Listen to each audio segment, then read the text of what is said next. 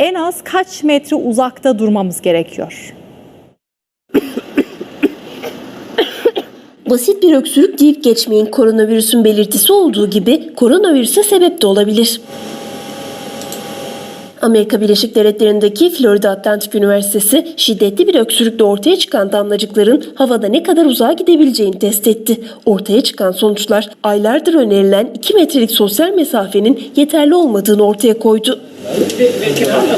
Dikkat çeken testi üniversitenin makine mühendisliği bölümünden bir ekip yaptı. Test için cansız bir mankenin ağzından pompa yardımıyla gliserinli su püskürtüldü ve yeşil lazer ışınları sayesinde ne kadar ilerledikleri gözlemlendi. 3, 2, 1.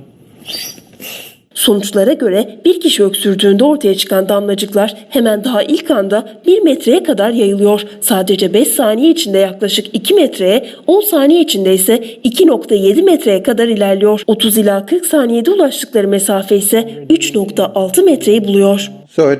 Damlacıklar 2,7 metreye ulaştığında 2-3 dakika kadar havada asılı kalıyor. Yoğunlukları tabii daha 2 metrede olduğundan daha düşük olacaktır.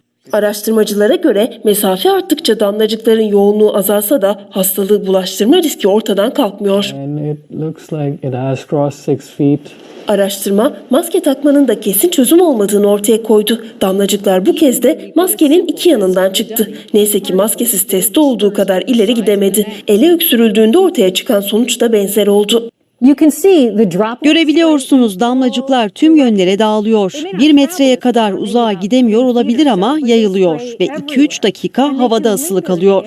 Yani asıl mesele insanlar arasındaki asgari mesafenin ne kadar olacağı. 2 metre en az olması gereken. Ne kadar fazla o kadar iyi. Heavy cough. 3, 2.